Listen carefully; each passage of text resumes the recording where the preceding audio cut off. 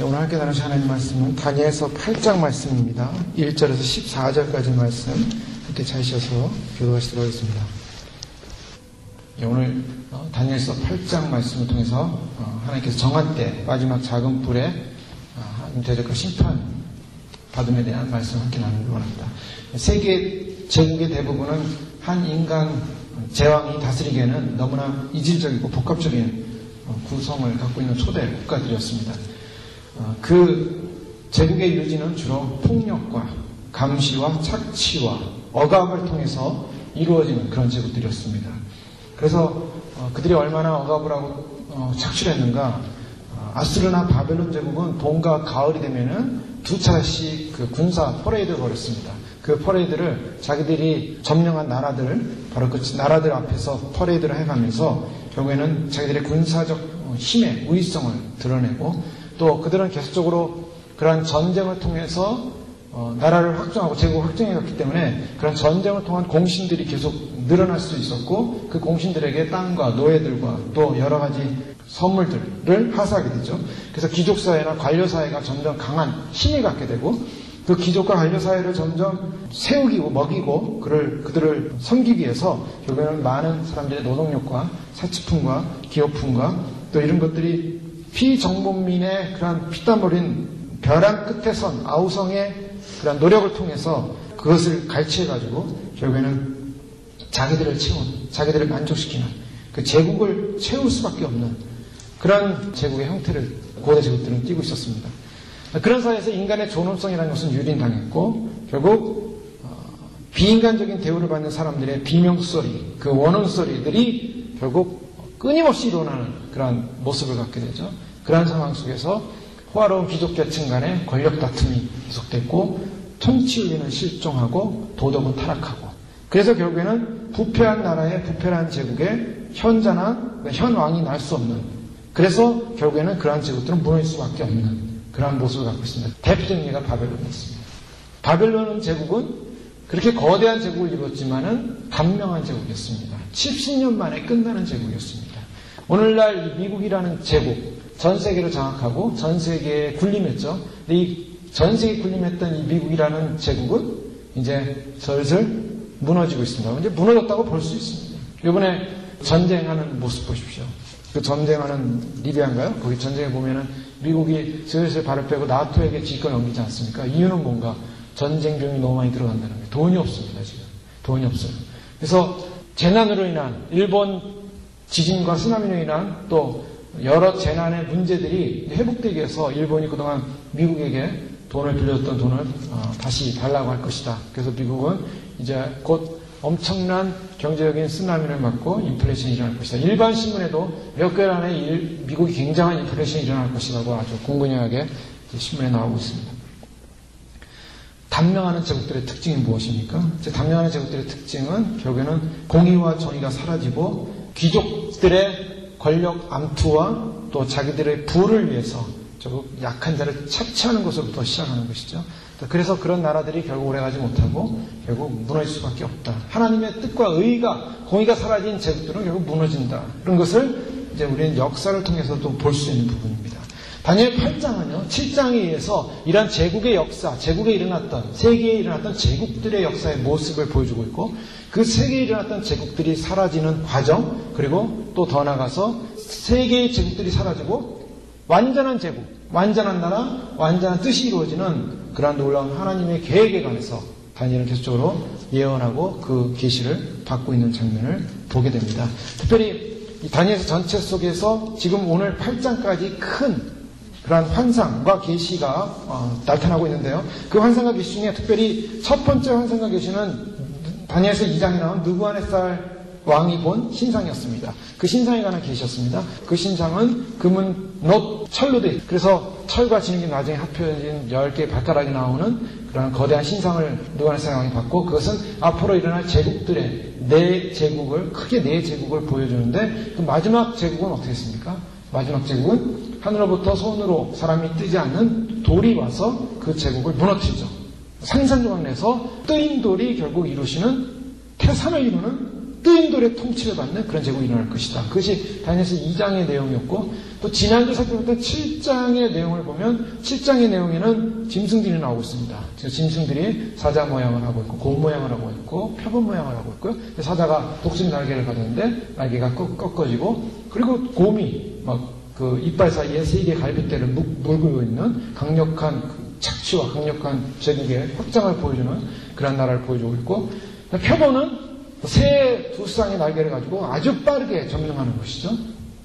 자, 그것을 해석을 해보면은, 자, 사자는 바로 바벨론의 모습이었고, 느부갓네살이 날개 꺾인 모습이고, 또 곰의 모습은 메데파사, 페르시아의 엄청난 군사를 가지고 그런 점령을 나타내고 있었고, 표범의 날개 달린 것은 바로 헬라 제국, 알렉산더 대왕이 결국 인도까지 점령하는, 13년에 걸쳐서 점령하는 과정이 굉장히 빠르게 전 세계 제국을 점령하는 모습이었고, 그러나 그가 이제 죽게 되죠. 죽게 되면서 넷째 짐승이 나오고 넷째 짐승에 10뿔이 있었고 10뿔 중에 한 뿔이 작은 뿔이 나와서 3개의 뿔을 갖다가 없애버리고 그 작은 뿔이 결국에는 하나님을 대적하는 그런 모습을 보여주는데 바로 그런 대적할 때 누구의 나라가 옵니까? 인자의 나라가 임하는 것입니다. 하늘로부터 구름을 타고 오는 인자 같은 이가 사랑 같은 이가 결국 그들을 제거하고 통치하시는 인자의 통치 세계를 보여주고 있습니다. 이 다니엘 7장에서 보여주는 말씀인데 그것이 벨사살 왕 1년 때 다니엘이 받았던 계시였습니다. 환상이었습니다.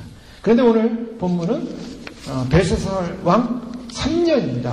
오늘 1절 말씀 보면 나 다니엘에게 처음에 나타난 이상 후 벨사살 왕 3년에 처음에 나타난 이상 다니엘이 본 이상은 이 땅은 어떤 나라였는가? 느부갓네살 왕이 본 세계 제국은 사람 신상이었습니다. 그래서 인간이 만든 신상, 인간의 나라, 인간의 우상. 그러나 그 인간의 우상, 인간의 나라는 뜨인 돌에 의해서 다 부서진다는 것입니다. 즉 인간이 보는 인간 세상은 아무리 인간이 금으로, 은으로, 노수로 또 철로 세계를 제국하고 세계를 지배하고 통치한다 할지라도 결국 하나님에 의한 돌, 하나님의 그 메시아의 돌에 의해서 다 상당히 부서질 수밖에 없는, 우상은 깨질 수밖에 없는, 인간 세상은 무너질 수밖에 없다는 것을 보여주고 있는 것이죠.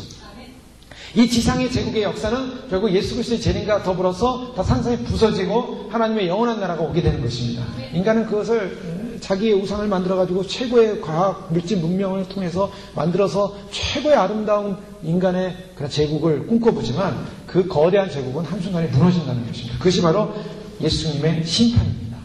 예수님이 뜨인 돌로 오실 때는 심판의 주님으로 오시는 거죠. 그래서 심판의 주가 오시는 것입니다. 심판의 주가 오고 있습니다. 그런데 그런 느부갓네살이 봤던 제국은 인간의 모습, 인간의 신상, 또 금과 은으로 된 이런 보석 같은 걸로 되어 있는 어떤 거대한 제국의 아름다움과 환상이었다면 다니엘이 본 이 제국은 어떤 제국인가? 다니엘이 보는 제국은요 그렇게 아름다운 것이 아니라 짐승들이었습니다. 짐승들.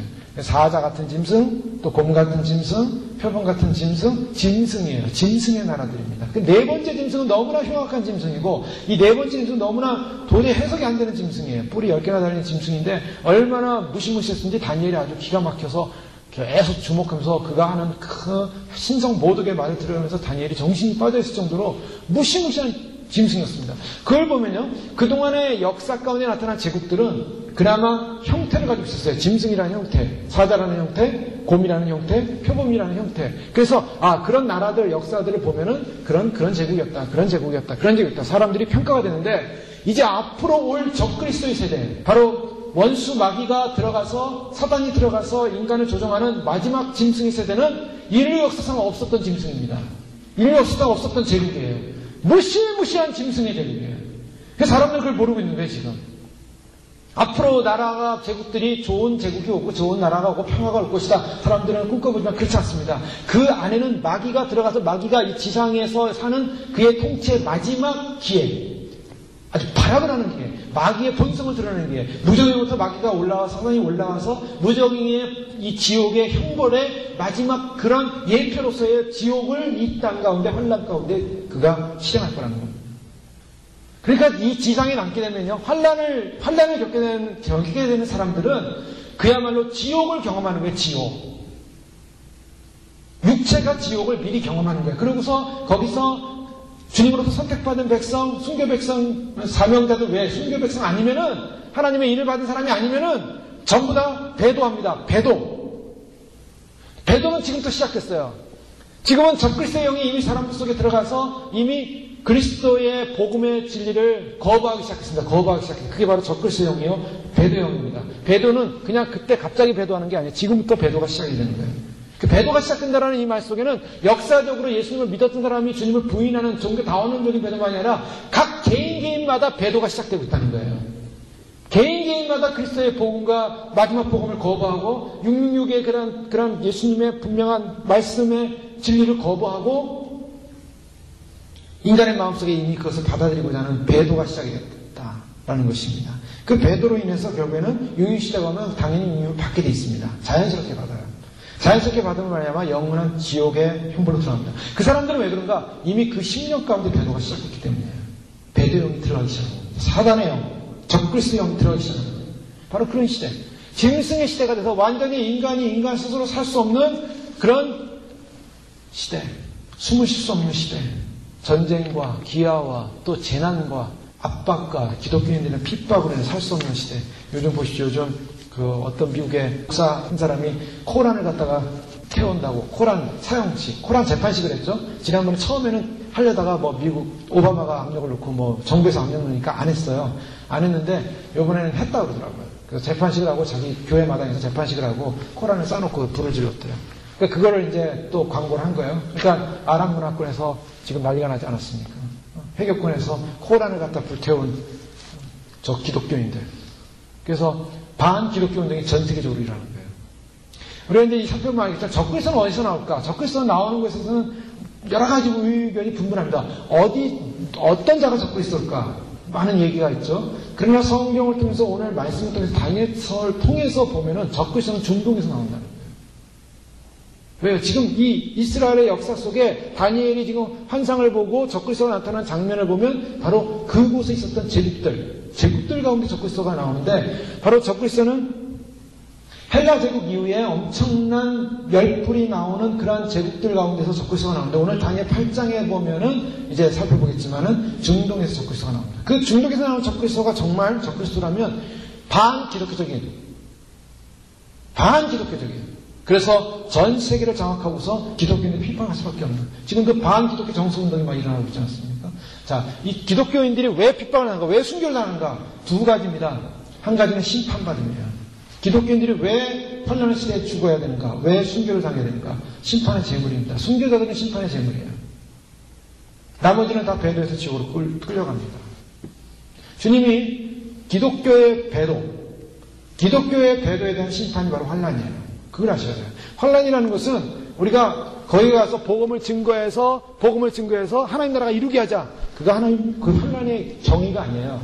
분명히 하신다. 환란에 들어가는 기독교인은 순교의 제물이에요. 심판의 제물이에요. 주님께서 이 세상을 심판하시는데 왜 심판하시는가? 교회를 심판한다는 거예요. 교회의 배도, 하나님에 대한 배도, 하나님을 배도하고 하나님을 배역하고 자기 멋대로 산 죄에 대한 심판을 환란해서 그 심판의 값을 묻는 거예요. 그래서 그 심판의 제물이 바로 순교자들이에요.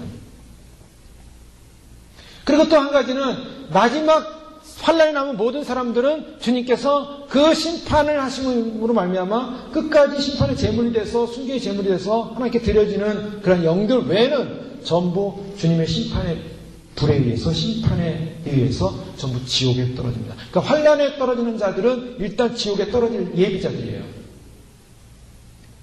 그것을 분명히 아셔야 됩니다. 이제 그것이 왜 그런가? 이제 오늘 본문에 그것이 잘 나와 있습니다. 다니엘서 통해서 보여주는 이 환상의 내용을 보면은 다니엘이 벨사살 왕 3년에 즉 바벨론이 망하는 해입니다. 망하는 해에 이상을 보는데 내가 그것을 볼 때 내 몸은 엘람도 수산성이 있었고 내가 이상을 보기에는 을레강변의 선이라. 자, 이 수산성은 바로 앞으로 올 페르시아 제국의 수도로 알려져 있습니다. 페르시아 제국의 수도로 알려져 있는 수산성인데 이거는 운하가 통하는 곳으로 강가에 있는 곳이다라는 걸 보여주고 있고요.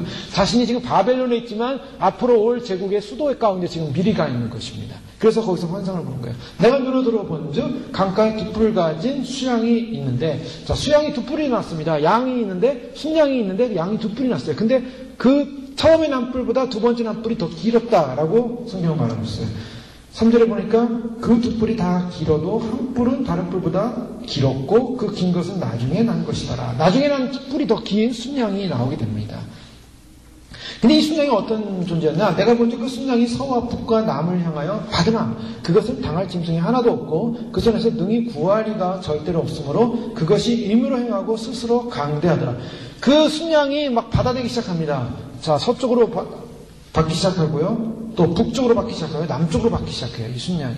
자, 이것은 바로 이제 메데 페르시아라고 가브리엘 천사가 15절에 보면 가브리엘이 오죠. 나 다니엘이 그 이상을 보고 그 뜻을 알고자 할 때 사람 모양 같은 이가 내 앞에 섰는데 16절에 보면 내가 들은즉 을레강 두 언덕 사이에서 사람의 소리가 있어 외쳐 이르되 가브리엘아 이 이상을 이 사람에게 깨닫게 하라. 하나님께서 가브리엘 천사를 보내가지고 지금 이 환상을 해석을 해줍니다. 자, 아무리 다니엘이 환상과 계시를 해석할 수 있는 지혜와 총명이 있었다 할지라도 이 해석이 안 되는 거예요. 미래적 사건이 해석이 안 되는 거예요. 이 순양이 뭐고 뿔은 뭐고. 그러니까 이것을 해석을 해주는 겁니다. 지금 다니엘은 바벨론에 있습니다. 앞으로 어떤 나라가 나올지 모르는 거예요. 우리는 역사가 지나왔기 때문에 지금 이렇게 뒤를 돌아보니까 아는 거지 다니엘 입장에서는 앞으로 올 나라가 어떤지는 몰라요. 근데 새로운 제국이 나오는데 새로운 제국이 바로 메데 페르시아라는 그런 제국이 나올 것이다 라는 것을 가브리엘 천사를 통해서 알게 되는 것입니다. 자, 여기서 보면 천사들의 역할이 있죠. 천사들의 역할은 계시를 알려줍니다. 계시를 해석해줍니다. 하나님의 메시지를 알려주는 것이 바로 천사들이에요. 그런 의미에서 보면 천사들은 굉장한 존재들입니다. 천사들은 우리보다 더 뛰어난 분들이에요. 지금 우리들보다. 그 천사장들은요, 천국에 가서 우리가 예를 들면 구원을 받아서 신부가 된다거나 뭐 사명자가 된다거나 하지만은 그 천사장들은 그들과 비교해서 전혀 떨어지지 않는 분들이에요.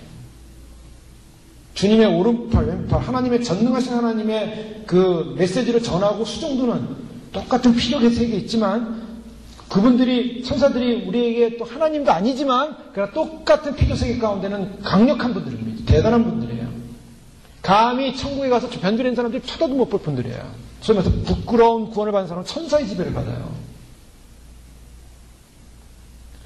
그런 다니엘에게 천사가 가브리엘 천사장이 와서 바로 이런 것을 계시를 해석해 줍니다. 바로 해석할 때 바로 그것은 바로 메데파사, 앞으로의 날 메데파사에 관한 나라들인 것을 말씀하는 거예요. 그 메데파사의 나라가 이제 20절에 보면 내가 본 바 두 뿔 가진 수양은 곧 메데와 바사 왕들이라 이렇게 말씀하고 있지 않습니까? 그리고 이 두 뿔 가진 자가 막 뿔로 들이받는데 아무도 그 순양을 컨트롤할 사람이 없었어요. 그런데 5절 말씀 보니까 내가 생각할 때에 그 순양의 모습을 보니까 북과 남을 향하여 받으나 그것을 당할 짐승이 하나도 없고 그 손에서 능히 구하리가 절대로 없으므로 그것이 의무로 행하고 스스로 강대하더라. 스스로 강대하더라. 자, 이 세상 제국의 특징의 모습을 보면 스스로 강대하다. 이 말씀에 참 주목을 해봐야 됩니다. 자, 세상의 나라, 세상 영들은 스스로 강대하는 영들이에요. 그런 제국들이에요. 5절에 보니까 이제 그렇게 생각하고 있는데 한 수염소가 서편에서부터 오는데 온 지면에 두루다니되 땅에 닿지 아니하며 굉장히 빠른 짐승입니다. 이 수염소. 땅에 닿지 않았다라는 것은 뭡니까? 마치 자기 부상열차. 우리 한국에 있는 요즘 서울하고 부산하고 연결하는 차 있지 않습니까? 그게 2시간 만에 주파한다 그러잖아요. 보통 서울에서 부산 가려면 5시간 걸리는데 그 기차는 2시간인데 왜 2시간인지 아십니까? 제가 83년도 대학교 1학년 때 물리 시간에 그 얘기를 하더라고요. 앞으로 자기 부상열차가 나올 거다. 이제 그때 전자공학이었으니까 그런 얘기를 해요. 그게 뭔가 그랬더니 전자석 있지 않습니까? 전기를 가지고 자석을 만들죠. 건전지, 배럴을 가지고 코일을 이렇게 연결하는 데다가 배럴을 딱 연결하면요. 그 코일에서 자기가 생성됩니다. 전자기라고 그래요. 자기장이 나오죠. 이 자기장은 NS극이 있습니다. NS극. 마치 자석하고 똑같아요. 전기를 흘리면 코일에서 자석이 나오는데요.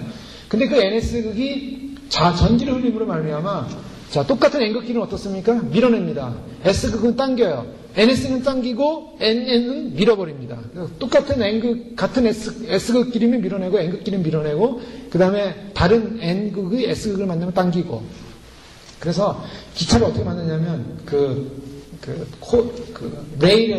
레일에다가 전기 시스템을 다르게 넣는 거예요. 그래서 NS 이렇게 소위 말해서 자석이 형성되게 만듭니다. 그리고 기차 자체도 자석 덩어리예요. 전기가 흘러요. 그래서 NSNS.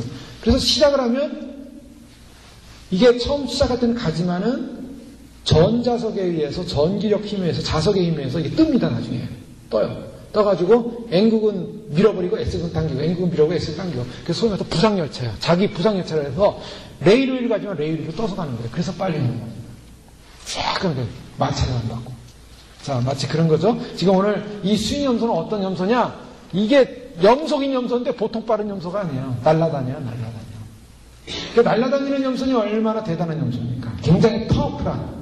지금 다니엘이 볼 때 날아다니는 염소를 보는 거예요. 세상에 못 보던 염소를 보고 있는 거예요. 그러니 이 제국이 굉장히 강력한 제국이다. 두 뿔을 가졌는데 이 순양인데 눈 사이에 이 순염소가 이 눈 사이에 뿔을 가진 그런 염소예요.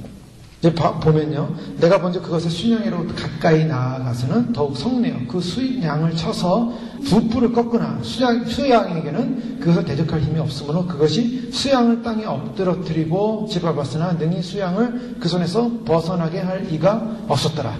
자, 이 순염소가 나타나는데 이 순염소가 나타나가지고 염소 두 눈 사이에 혼자 뿔이 있는 염소가 나타나서 막 날아다녀요. 날아다니는 염소가 순양을 치는데 그동안 순양을 대항할 존재가 없었어요. 그 스스로 강대했는데 이 순양이 순염소에서 막 뿔이 꺾입니다. 두 뿔이 꺾이고 그 다음에 이 뿔난, 눈 사이에 뿔난 이상한 염소가 날아다니는 염소가 이겨요. 자, 그 다음 나온 제국이죠. 그 다음 나온 제국 순염소 제국입니다. 그 염소 제국이 순양을 이기는데 8절에 보니까 순염소가 스스로 심히 강대하여 가더니 강성할 때 여기도 뭐라고 합니까? 스스로 심히 강대하여 간다. 이 말씀 제국, 세상이라는 나라는요 스스로 강해지는 나라예요. 즉 세상 영은, 사단의 영은, 적그리스도 영은 자기 스스로를 높이는 영입니다. 스스로 강해지는 영입니다. 이건 뭘 표현하고 있냐면 인간 자아 안에 자기 스스로 살려고 노력하고 자기 스스로 뭔가를 하려고 하고 자기 스스로 뭔가를 이루려고 하는 건 다 사단에 속했다는 거예요. 인간이라는 존재는 자기 스스로 강해질 수 없는 존재입니다. 그러나 자기 스스로 강해지려고 노력을 해요. 인간들은. 자기 스스로 열심히 공부해서 무엇을 학문의 성취를 얻었다. 자기 스스로 열심히 노력을 해서 물질적인 성취를 얻었다. 자기 스스로 뭔가를 해서 굉장한 업적을 얻었다. 그러면 그게 자기 탑이 되게 자기 교만이 되는 겁니다. 그게 사단의 영이에요. 그러니까 인간들이 어렸을 때 뭘 교육받냐면 셀프 스팀.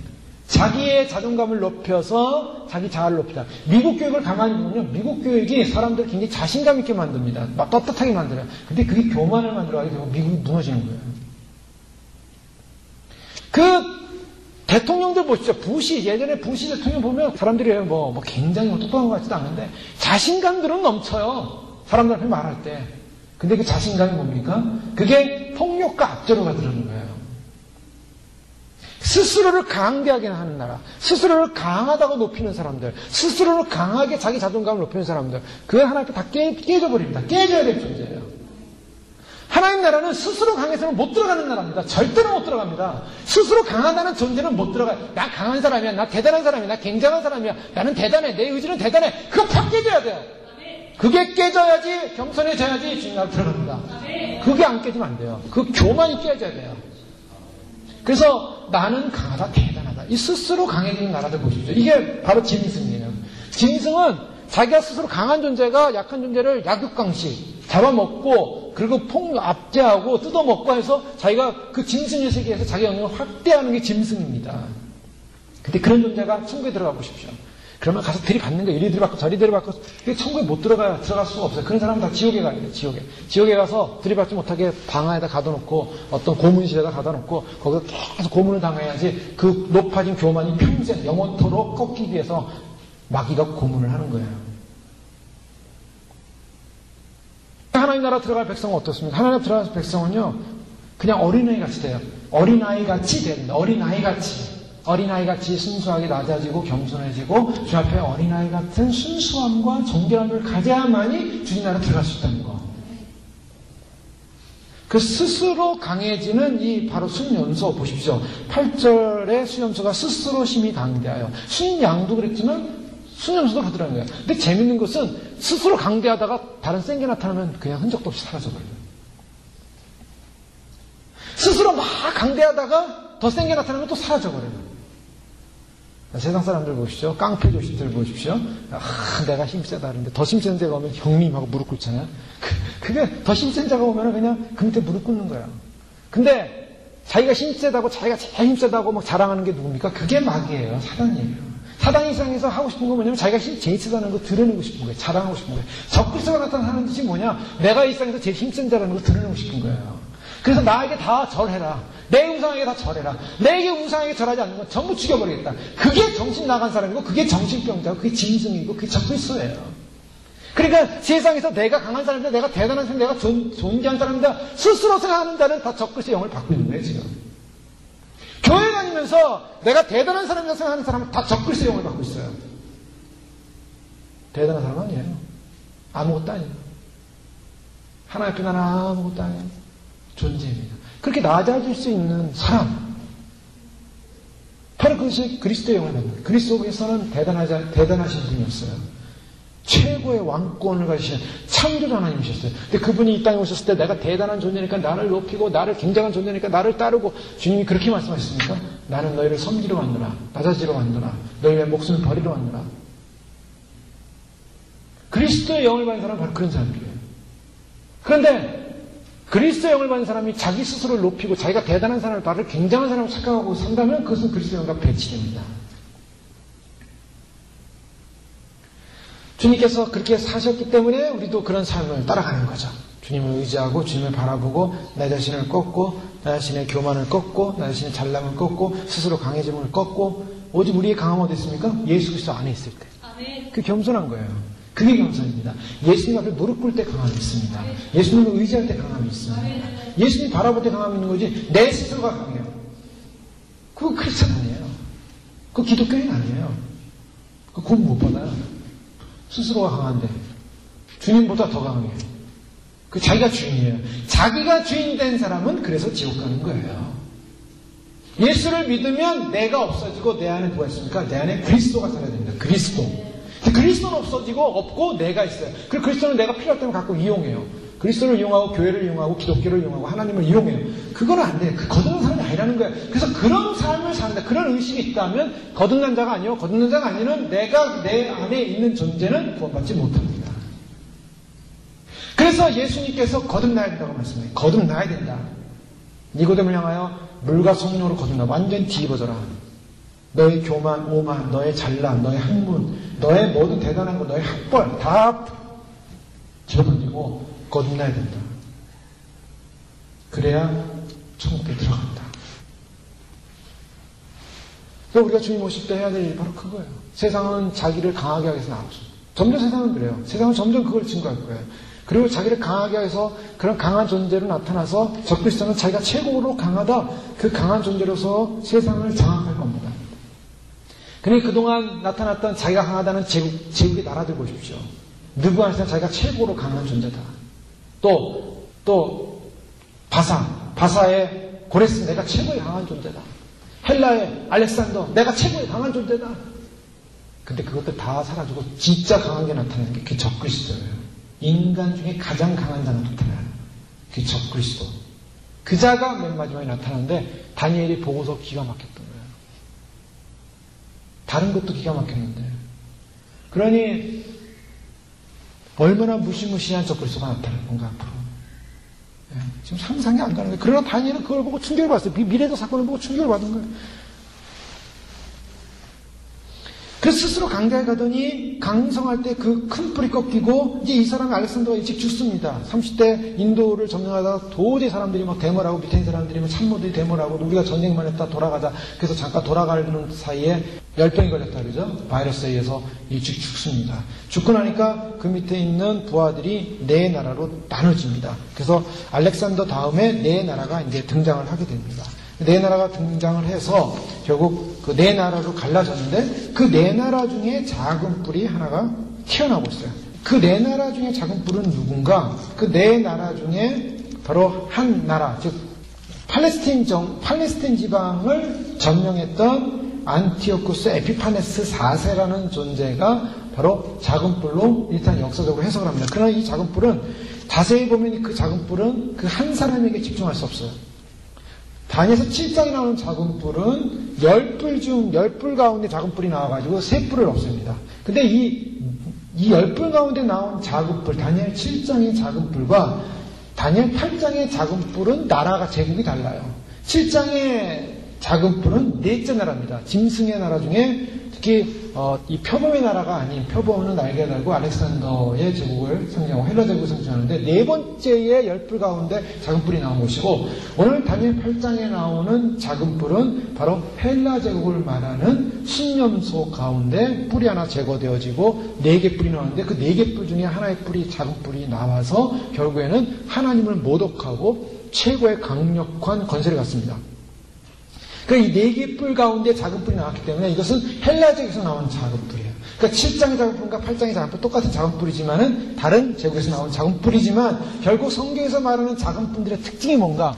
즉 7장에서 말하는 작은 뿔이나 8장에서 말하는 작은 뿔의 모습은 그들이 하는 공통점이 있습니다. 그들은 신성 모독을 한다.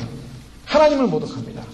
그리고 망자인데 하나님을 모독하고 스스로 높아지고 스스로가 굉장하고 그래서 하나님의 심판을 받을 수밖에 없어요. 하나님의 심판의 대상이 되는 그 정도로 하나님을 향하여 대적하고 그리고 하나님의 백성을 핍박하고 하나님의 백성을 고통을 주는 박해하는 존재로 등장합니다. 바로 이 작은 뿔. 이 작은 뿔은 그래서 다니엘서에 말하는 제국들 가운데 나오는 작은 뿔은 바로 마지막 시대에 나타날 적그리스도의 유형을 보여주고 있는 것이죠. 그래서 이 작은 뿔은 바로 헬라 나라의 누구다? 또 헬라의 나라 이후에 안티오쿠스 에피파네스 4세다? 라고 누구라고 딱 지명하기는 어렵다는 것입니다. 나라가 나오지만 그 나라가 보여주는 바로 마지막 시대의 적그리스도의 나라의 특징을 보여주고 있기 때문이에요. 어쨌든 이 네 뿔이 나와서 하늘 사방하여 나는데 그중 한 뿔에서 또 작은 뿔이 하나가 나서 남편과 동편과 영화로운 땅을 향하여 심히 커지더니 9절에 보십시오. 이제 이 작은 뿔이 나는데 이 작은 뿔이 영화로운 땅을 향하여 심히 커졌다. 영화로운 땅이 어디입니까? 바로 예루살렘을 말해요. 바로 유다 나라를 말해요. 즉 이 작은 뿔이 하는 일은 뭐냐면 하나님의 사람, 하나님을 섬기는 하나님의 백성들을 핍박하는 일을 하기 시작한다는 것입니다. 그들을 향하여. 그에 향하여 핍박하기 시작한다. 바로 그것이 이 작은 뿔의 하나의 모습이라고 볼 수가 있는데요. 그러면 또 뭘 합니까? 오늘 말씀 보니까 10절에 그것이 하늘 군대에 미칠 만큼 커져서 이제 하늘 군대에 미친다. 이 작은 뿔의 존재가 어느 정도냐? 앞으로 나타날 적그리스도는요 하늘 군대에 미칠 정도다. 즉 하나님을 향하여 하나님의 천사들을 향하여 공격하고 대적하는 일을 한다. 지금 마지막 때 점점 악이 왕성하고 있습니다. 인류 역사에 없었던 악들이 왕성하고 있어요. 그래서 지금은 인간의 도덕성, 도덕률, 인간들이 점점 포악해지고 있어요. 인류 역사에 없는 포악성이 인간 안에 있어요. 그 악들이 지금 번성하고 있습니다. 죄악들이 번성해요. 그동안 없었던 죄악들, 죄악의 강도도 세지고 있어요. 그걸 뭘 말하는가? 즉 악이 세지고 있다는 거예요. 악이 세지는 것 중에 대표적으로 보여주는 게 뭡니까? 무기 같은 거 보면 아시죠? 무기. 그러니까 최첨단 과학 문명이라는 게 결국 인간이 인간을 방어하고 보호하기 위해서 그런 무기를 만든다고 하지만 결론은 뭡니까? 결론은 사람을 더 많이 죽이고 더 강력한 무기를 가지고 있어야 상대방이 나를 무서워해서 나를 공격하지 않는다. 그러나 그것이 전쟁이 상황이 벌어지면 실제로 그런 일을 하는 거죠. 악은요, 이 인류 역사에 없었던 최악의 상황으로 지금 이 인류는 가고 있는 거예요. 도덕률의 파괴, 또 여러 이 세상의 질서의 파괴. 그런데 어느 정도냐면 인류의 죄 가운데 악이 왕성한 가운데 가장 결정적인 건 뭔가? 하나님을 대적하는 거예요. 하나님을 대적하는 거예요. 옛날의 왕들, 특히 누바네살 같은 이런 옛날 제국의 왕들은 자기가 왕이 된 거는 신의 도움에 의해서 됐다라는 그런 믿음이 있었어요. 그래서 신의 얘기를 하면 귀를 기울이는 거예요. 그런데 점점점 이 세상은 뭐냐? 이제는 하나님에 대한 두려움이 없어지고 인간 스스로가 신이 될 수 있다. 인간 스스로가 신의 역할을 감당할 수 있다.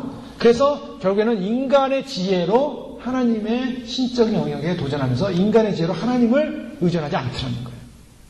바로 이 적그리스도의 모습은 뭐냐? 그는 하늘 군대에 미칠 만큼 커져서 그 군대와 별 중에 몇을 땅에 떨어뜨리고 성경에 보니까 그가 적그리스도가 결국에는 활약함으로 말미암아 하늘 군대가 결국 무너지는 어떤 한 일종의 침해를 받는 그런 모습을 보여주고 있는데요. 그게 뭘까? 사람들이 여러 가지 해석을 할 수 있습니다. 하늘 군대를 여러 가지 해석하는데 이스라엘 군대가 무너진 것이다.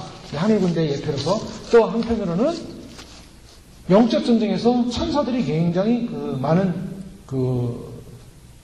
영적 공격 앞에 이 마귀와의 전쟁 앞에서 많이 해를 당하는 모습이 있지 않을까. 그런 모습도 보고 있어요. 여러 가지 해석을 할 수가 있습니다. 계시록 12장 3절 4절에 보면 하늘에 또 다른 이적이 나타났으니 보라, 커다란 붉은 용 한 마리가 있는데 7머리와 10뿔이 있고 그 머리들 위에 7 왕관이 있더라. 그런데 그의 꼬리로 하늘의 별 3분의 1을 끌어다가 땅에 던지더라. 자, 그의 꼬리로 하늘의 별 3분의 1, 하늘의 별. 이 별을 말할 때 보통 천사들을 말하거든요. 3분의 1을 꼬리로 그것을 끌어다가 땅에 던지더라. 자, 여기서 마귀를 따르는 자가 3분의 1이 마귀와 용과 함께 타락해서 지상으로 내려왔다라고 해석해 볼 수도 있고요. 또 한편으로는 하늘에 있는 별, 같이 타락을 시켰다. 아니면 무너뜨렸다. 뭐 그렇게 해석해 볼 수 있고, 영적 전쟁에서 일어나는 상황들입니다. 하늘 군대에 미쳐서 결국 군대와 별 중에 몇을 땅에 떨어뜨렸다. 몇을 땅에 떨어뜨렸다라는 이 표현을 통해서 이 용 자체, 마귀 자체가, 적그리스도 자체가 하늘 전쟁에서 어느 정도 굉장히 헤드급인 사람들에게 침해를 줄 수 있는 그런 종류로 하늘을 대항하고 있다는 거예요. 굉장히 강력한 존재죠. 강력한 존재입니다. 그러나 이제 결국 어떻게 됩니까? 그리고 또 11절에 보면 또 스스로 높아져서 이 마귀의 군대, 사단의 군대의 특징은 스스로 높아지는 것. 주제를 대적하며, 주제는 뭡니까? 바로 주권자, 바로 예수 그리스도를 말합니다. 하나님을 말해요. 그에게 매일 드리는 제사를 제하여 버렸고 그의 성소를 헐었다. 스스로 높아진 자의 특징이 뭔가? 자기가 왕이 되고 자기가 우상이 되는 거예요. 자기가 신이 되는 겁니다. 자, 자기 신. 자기가 신이 되는 사람, 스스로 높아진 사람이에요. 하나님을 경외하지 않는 사람, 자기를 높이는 사람이에요. 주일날 교회 안 나가고 또한 우리가 신앙생활 안 하고 믿음생활 안 하는 세상 사람들의 특징이 뭡니까? 자기가 신인 거예요. 자기가 신인 거예요. 자기가 신이 되면은 스스로 높아지면 난 높아지 않아요. 나는 높지 않아요. 그래도 자기의 의지에 따라가는 거예요. 하나님 말씀이 아니라 자기의 의지를 따라가는 거. 그것이 자기 신을 섬기는 거예요. 하나님의 말씀을 따라가야 되는데 말씀이 아니라 내 생각을 따라가는 것이 자기 신을 섬기는 거예요. 그에게 매일 드리는 제사를 제하여, 그러니까 제사를 제하여버렸다. 예배를 제하여버립니다. 자, 이걸 봐서는 마지막 때에 적그리스도 시대에 유대 제사가 일어난다. 그래서 유대인들이 지금 예루살렘에다가 성전을 지려고 하는 게 그게 중요한 사건입니다. 왜냐? 적그리스도, 자국불이 일어나는 사건이기 때문에. 그래서 중요한 거예요. 그래서 적그리스도가 오는 결정적인 사인은, 다른 물론 사인이 있습니다. 그리스도가 오시고 예수님이 오신다, 뭐 여러 사인들이 많이 있지만, 여러 사인 중에 가장 결정적인 사인은 바로 이스라엘이에요. 이스라엘의 성전입니다. 그걸 주목해야 돼요. 그래서 그 성전이 지어지고 나서 적그리스도가 처음에는 평화의 모습으로 옵니다. 평화의 모습으로 오다가 나중에 이제 제사를 제하여 버리죠. 범죄함을 인하여 성소를 헛듣고 범죄함을 인하여 백성과 매일 드리는 제사가 그것에게 붙임받고 그것이 또 진리를 땅에 던지며 자유로 행하여 형통하더라. 자, 여기 12절에 보면요. 제사를 제하여 버린다 그랬는데요. 그리고 성소를 한다 그랬는데요. 12절에 범죄함을 인하여 백성과 매일 드리는 제사가 그것에게 붙임받았다. 이 말씀이 굉장히 중요합니다. 자, 그러면 왜 적그리스도가 그렇게 활동하게끔 주님은 놔두시는가? 왜 적그리스도는 그렇게 난리를 치고 왜 제사도 못 드리게 하고 왜 믿는 자를 박해할까? 여러 가지 이유가 있겠죠? 그 이유 가운데 결정적인 이유가 무엇입니까? 범죄함을 인하여. 자, 범죄함을 인합니다. 이런 참혹한 일이 일어나는 이유가 뭔가? 그것은 바로 하나님의 백성이 대적했고 배교했기 때문이에요. 자, 이것이 바로 환란 시대에 예루살렘, 유대인들이 그렇게 신봉했던 유대의 하나님을 섬기는 예루살렘 성전의 제사를 없애고 자기가 우상이 돼서 적그리스도가 우상이 돼서 자기를 섬기라고 할 때 바로 그 이유가 성경에 강해서 말하고 있기를 왜 그런가? 왜 성전이 회파되는가? 왜 제사는 무너지는가? 그리고 왜 자기만을 섬기라고 하는가? 그 이유는 하나님 앞에 하나님의 백성이 죄를 범했기 때문입니다. 자, 이게 성경에서 보여주는 심판이에요. 자, 환란 시대는 뭔가? 환란 시대는 심판의 시대예요. 구원의 시대가 아니에요. 구원의 시대는 교회의 시대예요. 은혜의 시대인 지금이 구원의 시대입니다.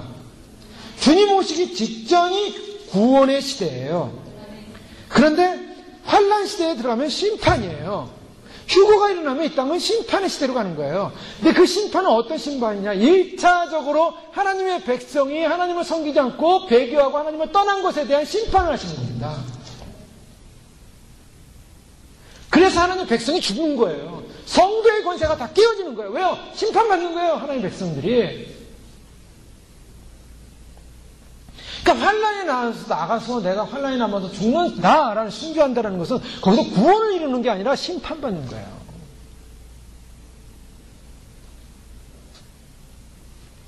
자, 예수님 모시기 전에 사람들이 예수님 믿다가 세상을 떠나죠. 네, 세상을 떠나는 분도 계십니다. 근데 우리가 세상 떠나는 게 구원입니까? 심판입니까? 표면적인 거 다 있어요. 근데 1차적으로 육체는 심판을 받는 거예요. 한 번 죽는 것은 사람이 정인데 왜 한 번 죽는가? 사람이 죽는 이유가 뭔가? 죄를 졌기 때문이에요. 죄에 대한 심판이 죽음이에요. 그게 죽는 거예요. 기독교인도 죽는 거예요. 심판받는 거예요. 그렇지만 그 죽음 위에 영원히 구원을 받죠.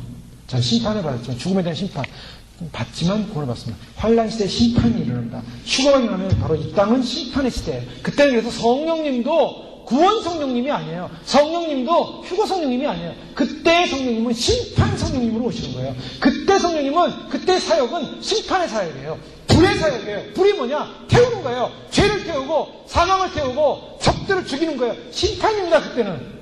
그래서 불의 시대가 되는 거예요. 하나님 불이 떨어지는 거예요. 그 심판의 시대에 왜 성도들이 고통을 당하는가? 왜 성도들이 순교하는가? 왜 적그리스도에 잡혀서 왜 목배임을 당하고 왜 죽었고 왜 고통을 당해야 되는가? 왜 유인표 안 받고 끝까지 버티다가 순교해야 되는가? 심판받는 거예요. 그게. 오늘 다니엘서에 분명히 보이는 것은 범죄함을 인하여 그 고통이 온다는 거예요.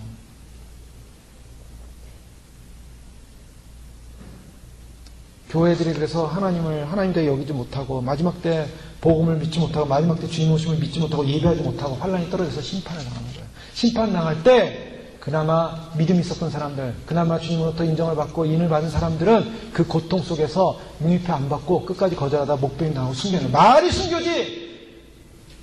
온몸이 찢어지는 고통. 그것을 천사들이 알려주는데 눈을 뽑아버린대요. 톱으로 살을 다 쑤어버린대요. 그 가운데서도 융립표를 받지 말라라고 얘기하고 있어요. 어떤 욕을 해도 융립표를 받지 말라.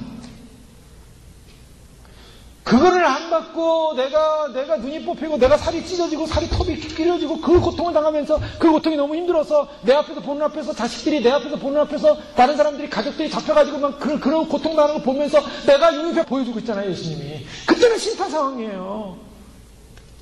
심판을 받기 때문에 그때는 작은 뿔이 득세를 해도 도대체 하나님, 유대인들이요, 아우슈비츠에서 유대인들이 히틀러에 의해서 그렇게 죽어갔잖아요. 그들이 하나님을 믿었어요. 그런데 어떤 사람은요, 아우슈비츠 현장에서 내가 믿었던 하나님을 나는 잃었다. 왜요? 하나님이 살아계신데 어떻게 우리 유대인이 이런 고통을 당하냐 이거예요. 이런 고통 가스에서 이렇게 많은 사람이 죽어가냐 이거예요. 심판받기 때문이에요. 환란에 넘어가서 유인표 안 받고 순교한다. 심판받는 겁니다.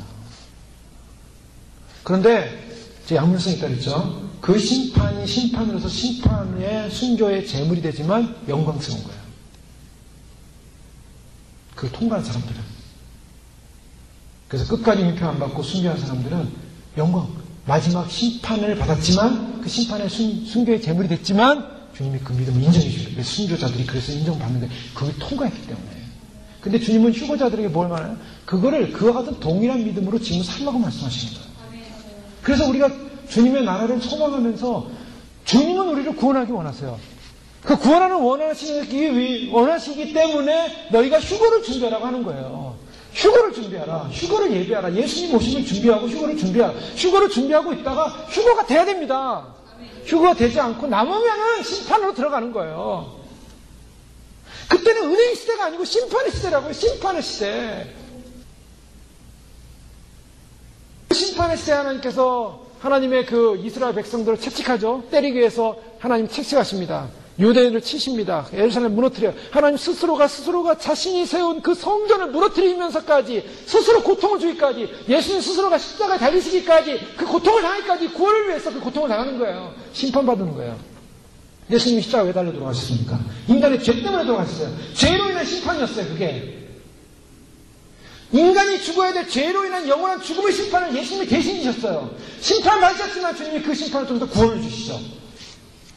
양면적인데요. 주님이 마지막 시대, 환란 시대에 주님께서 이 교회에 대한 심판을 허락하시는데 그 심판 때문에 결국에는 그 심판의 제물로서 순교하는 순교분들이 계시고 마지막까지 그 심판 상황에서 그 심판의 주님의 사역을 완성시켜서 함께 동역하는 동역자들이 그분들이 사역자들이에요. 주님과 함께 동행하는 게 그분들 계속. 그래서 남아있는 교회 성도들에게 융표 받으면 안 된다고, 절대 받으면 안 된다고, 절대 받으면 안 되고, 죽어야 된다고, 순교를 장렬하게 하라고, 두려움 없이 하라고 격려주면서 순교를 믿음을 심어주는 거예요. 그때 복음이 전해지고, 그때 예수님이 메시아니까, 예수님이 구원주니까, 예수님 끝까지 의지해야 되고, 융표 받으면 안 된다고 계속 알려주고, 계속 그것을 강화시키고, 주님을 예배하고, 주님을 사랑하고, 주님을 섬기고, 그래야만이 끝까지 주님 배도하지 않고 융표 안 받고 죽는 거예요. 심판의 시제는 육육과 연관되어 있습니다. 이제 그런 모습들이 이제 어떻게 나타나는가가 나오는데요. 이때 자의로 행하면 스스로, 자의로 행하면 형통하더라. 자, 여기 보면요, 이 형통이라는 말, 이 형통이라는 말은 이제 이 적그리스도 상황에서 이제 보여주는 건데요. 이 형통이라는 말을 강화해 보면 오늘날 이 형통이라는 말 속에 이 번성, 프로스퍼라는 이 수면에서 번영한다는 개념이 들어가 있어요. 형통하더라. 사람들이 편안하다, 잘 먹고 잘 산다, 형통할 것이다, 번성할 것이다. 오늘날 시대 이 적그리스도의 영 가운데 한 가지가 세상 사람들이 번영신학을 심어내요. 번영신학. 그래서 교회가 번영신학에 빠집니다. 번영신학에 빠져서 적그리스도의 영을 받아들임으로 말미암아 결국에는 예수님이 곧 오셔서 심판하실 것이라는 것을 거부해요. 번영신학에 사로잡힌 사람들은 예수님의 오심을 거부합니다. 적그리스도의 영이 빠지는 거예요. 교회도 그래서 그런 잘못된 사상이 들어오는 거죠. 내가 들은 즉 거룩한 자가 말하더니 다른 거룩한 자가 그 말하는 자에게 묻되 이상에 나타난 바 매일 드리는 제사와 망하게 하는 죄악에 대한 일과 성소와 백성이 내어준 바 되며 집합할 일이 어느 때까지 이를고 하매 그가 내게 이르되 이 2300주야까지 그때의 성소가 정결하게 함을 이루리라. 자, 2300 성소의 정결함. 자, 성소가 더럽혀졌다는 거예요. 성소가 더럽혀졌다. 그 정결하게 해서 2300. 즉 하나님의 심판 가운데는 또 어떤 모습이 있냐면 심판을 통해서 정화시키는 장면이 있습니다. 자, 우리가 개인 심판을 당하죠.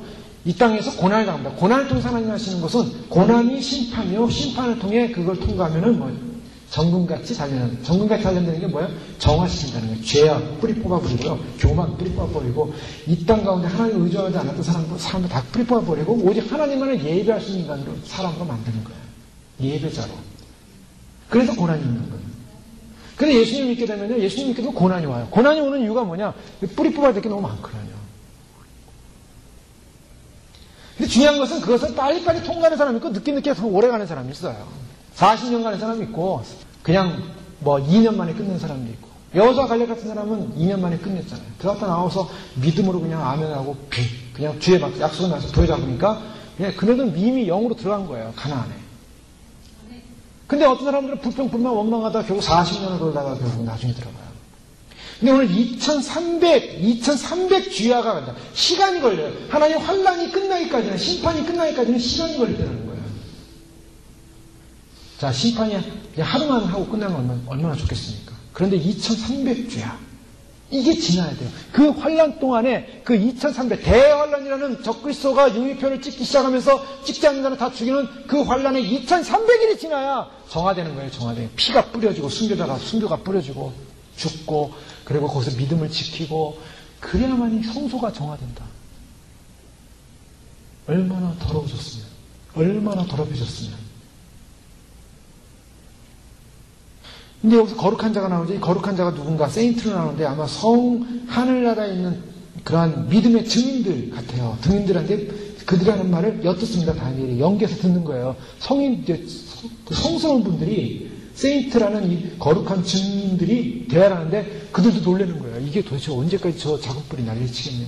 마지막 2300일까지 한 사람이 그렇게 얘기하는 거예요. 그걸 엿들은 거예요, 다니엘이. 지금 그 엿드는 장면입니다. 어떤 사람이 그 천사들이 하는 말을 들었다 그러는데 어쨌든 다니엘이 직접 들은 게 아니라 그들끼리 대화하는 걸 듣는 거예요, 다니엘이.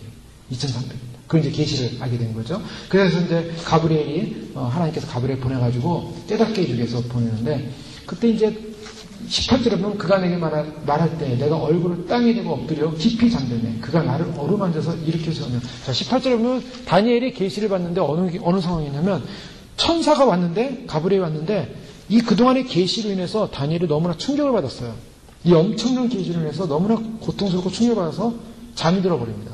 혼절해버려요. 그때 천사가 와서 그가 나를 어루만져서, 이 어루만진다는 표현이 있죠? 위로하는 거예요, 격려하는 거예요. 자, 계시를 받는 사람들의 특징은 고통스럽습니다. 왜요? 미리 보기 때문에. 그래서 어떤 삶이 필요합니까?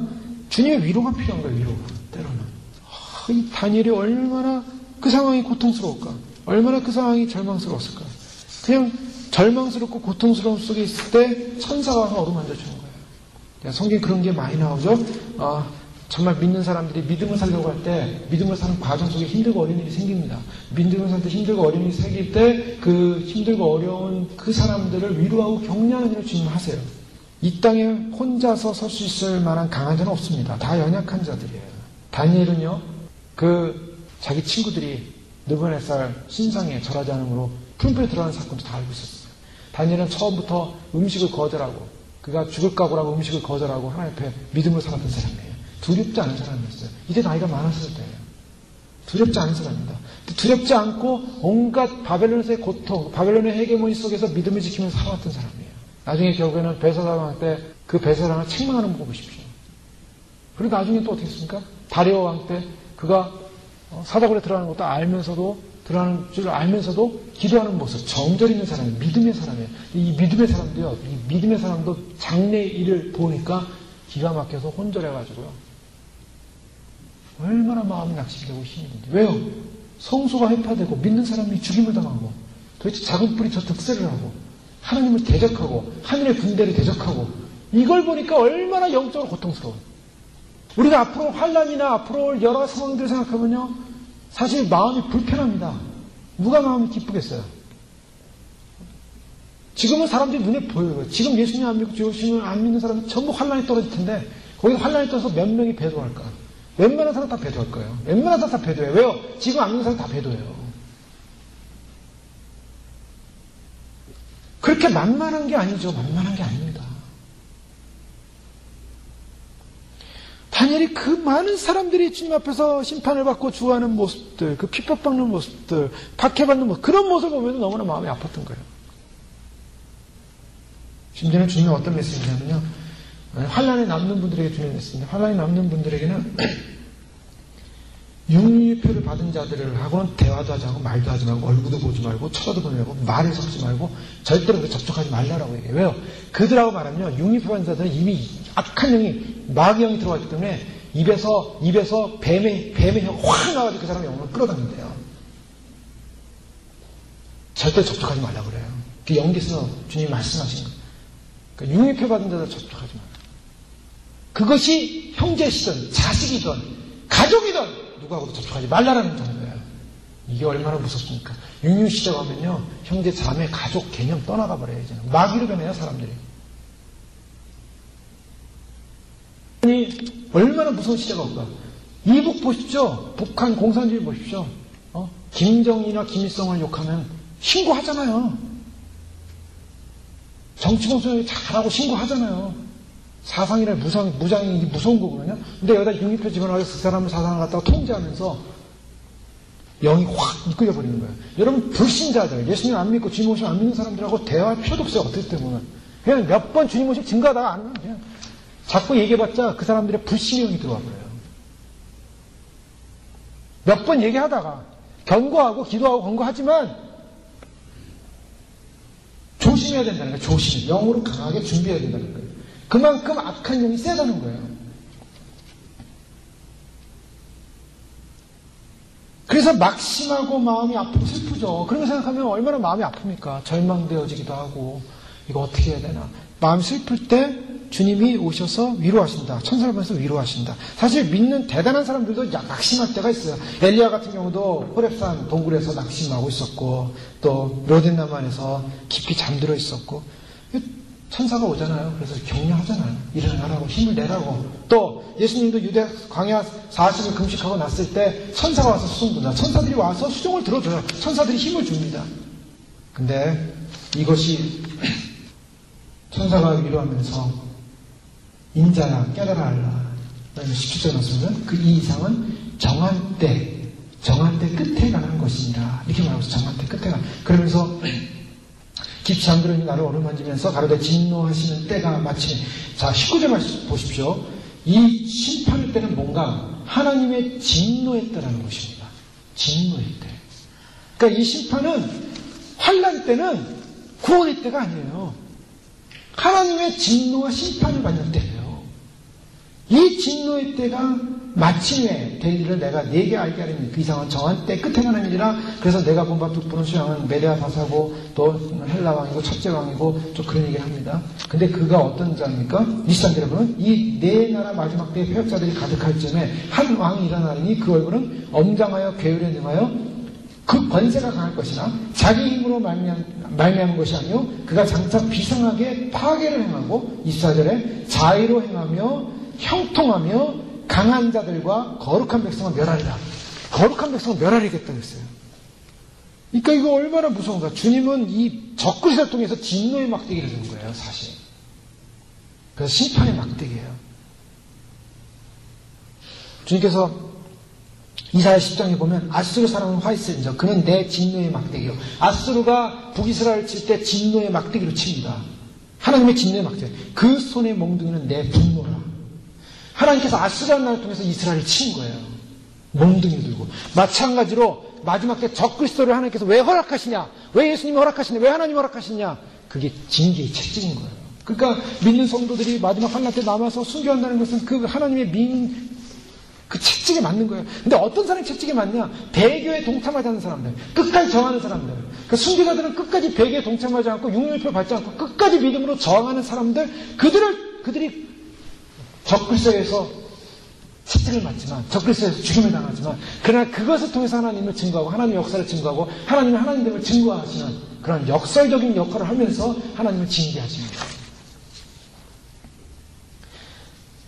강한 자들, 거룩한 백성이 누군가? 이 다니엘서 10장 또 32절 보면요. 그가 또 언약을 배반하고 악행한 자를 속임수로 타락시킬 것이나 언약을 배반하고 악행한 자를 속임수로 타락시킨다는 건 뭐냐? 결국 용의표 받아서 결국 죽게 한다는 거죠. 오직 자기의 하나님을 아는 백성은 강하여 용맹을 떨치리라.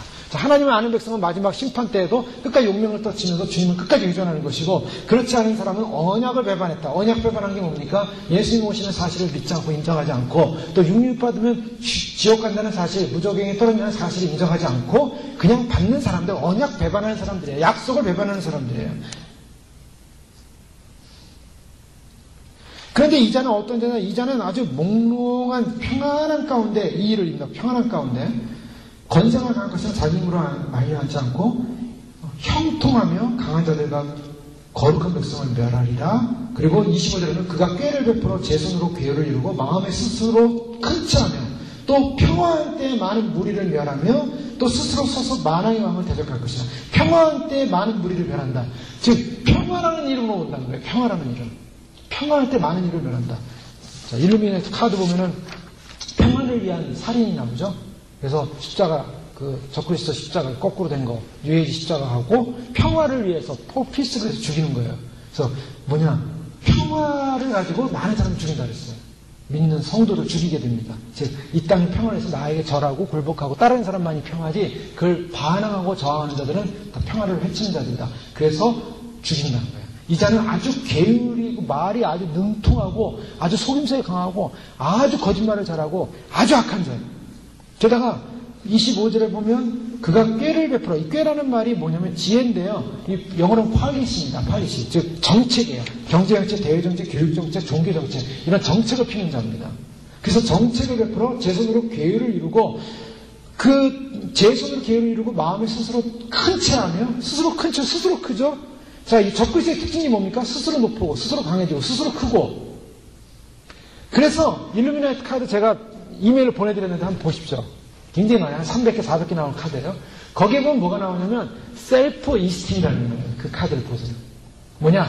마지막 때 자기 존재를 높이는 거, 요게 적그리스도입니다. 그 심리학이 그걸 만들어요. 심리학이. 오늘날 심리학이 자기 존재감을 높이게끔 만들어 놓은 게 바로 적그리스도형이에요. 그럼 우리는 우리 존재가 높은 존재가 아니냐? 아니에요. 사실은 좋아요. 어디서 좋아야 되냐? 그리스도의 관계 속에서 좋아야 됩니다. 그리스도의 관계 속에서 우리가 높아요. 근데 그리스도의 관계가 없이 나를 심리학적으로 높여놓은 거, 그게 조엘 오스틴이에요. 지난번에 조엘 오스틴이 또 책을 냈대요. 책을 냈는데 자기 개발 8단계인가, 10단계 그 이상한 책을 하나 했대요. 근데 CNN 앵커가 그 사람을 불러다 놓고 앉혀놓고 물은 거예요. 뭐라고 그러냐면, 당신 목사인데 책을 냈는데, 왜 그 책 속에는 하나님과 예수님 얘기가 하나도 없냐? 그렇게 질문을 했어요. 그랬더니, 우리 교회 사람들 다 예수님 믿고 하나님 믿는다. 그러니 하나님 얘기할 필요 없다. 예수님 얘기할 필요 없다. 나는 특별한 은사가 있다. 자기를 개발시키는 특별한 은사가 있다. 나는 그걸 활용할 수 있다. 그 나중에 그래요. 당신 진짜 미니스터 맞냐? 목사 맞냐? 그래요. 그러니까 나 목사다.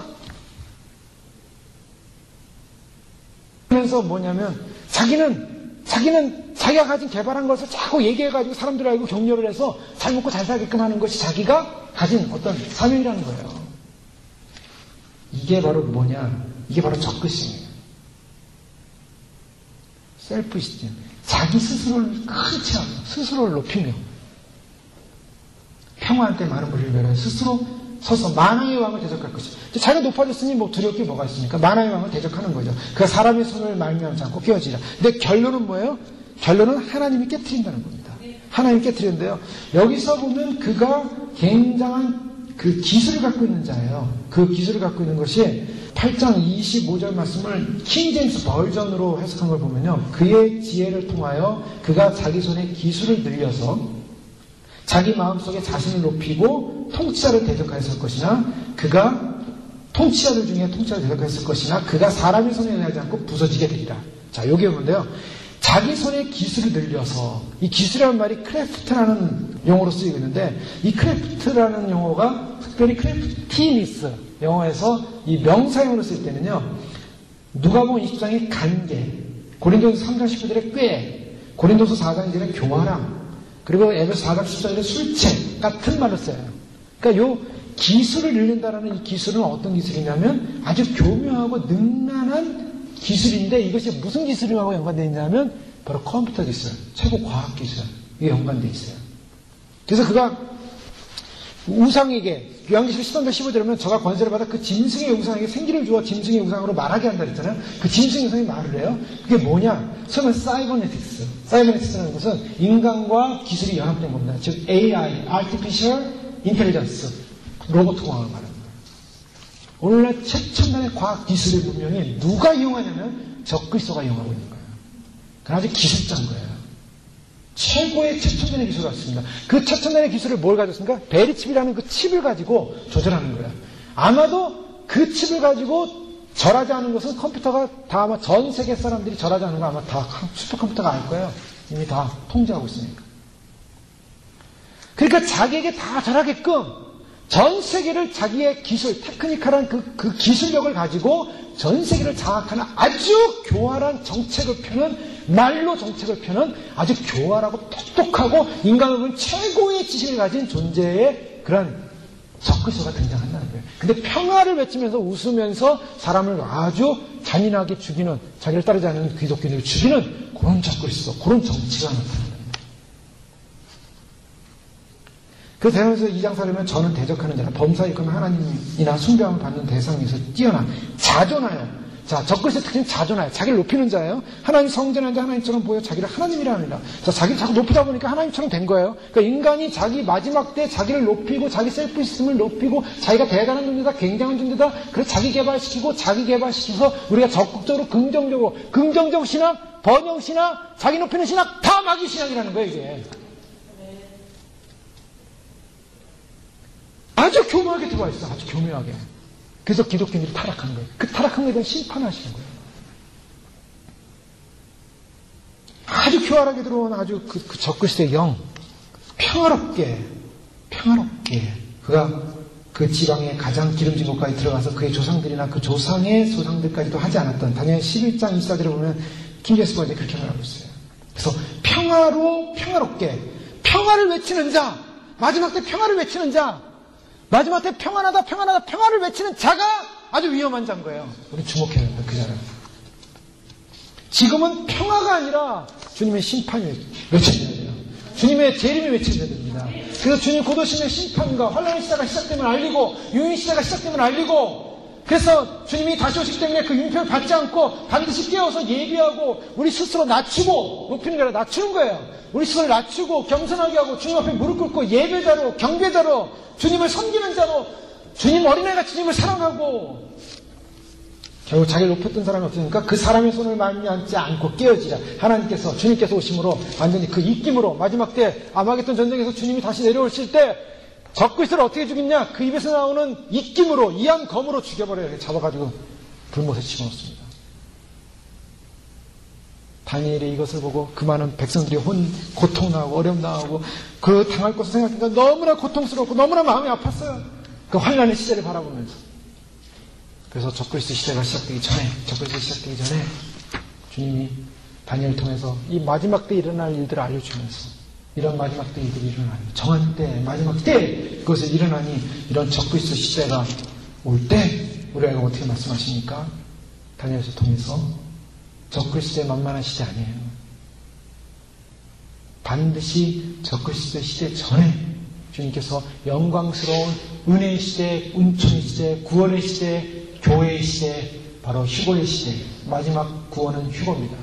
휴거 시대에 주님을 맞이하기 위해서 그날을 도적같이 맞이하지 않기 위해서 우리는 또 깨어서 준비하고 깨어서 우리 자신을 돌보고 경건하고 거룩하고 진실되게 주님 오시는 예배함으로 그 믿음의 싸움에서 뒤로 물러가지 않으시고 끝까지 승리하심으로 주님 오시는 날 주님 앞에 영광스럽게 서서 찬양과 경배와 예배로 영원히 주님을 높여드리는 그런 주의 신비 성지에 들어가는 저희를 되실 주를 축원합니다.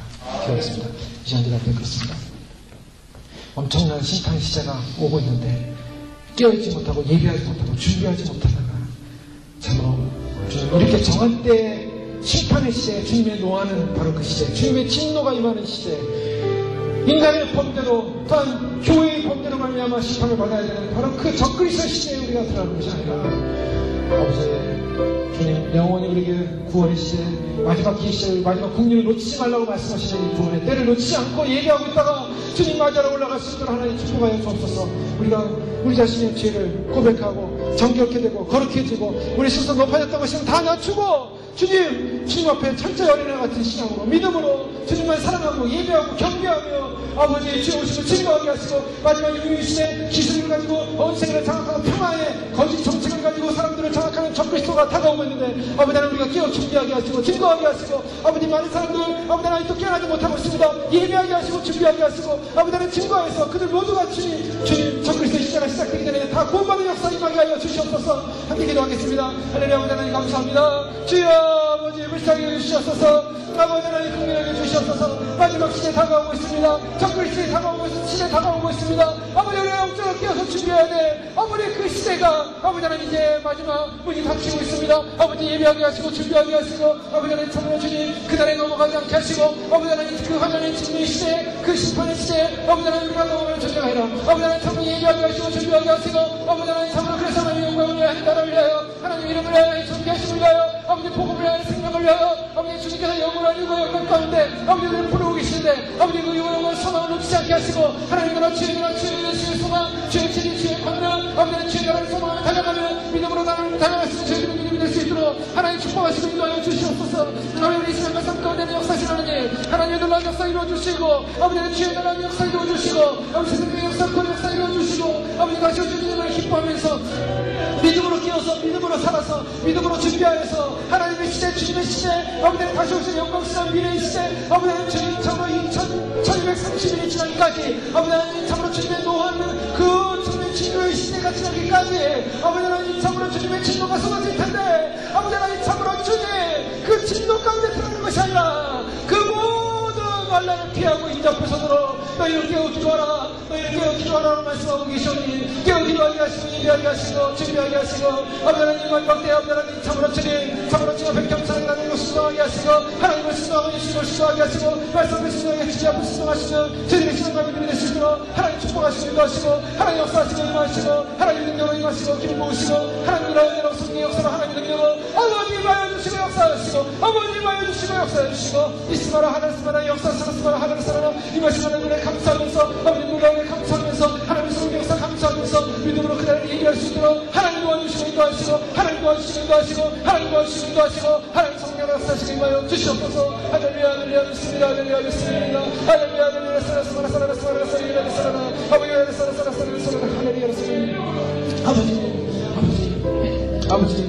인류 역사에 없는 마지막 국률의 시간 저에게 허락해 주셨습니다. 깨우셨습니다. 알려주셨습니다.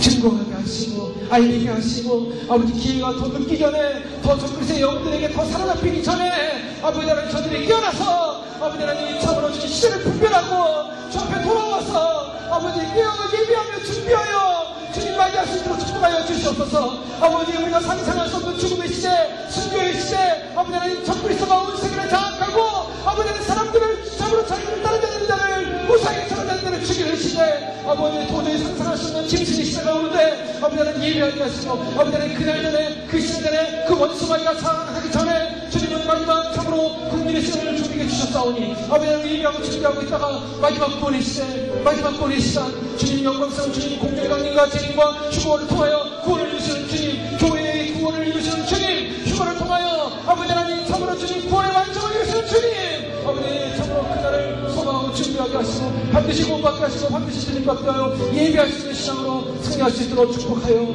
주시옵소서.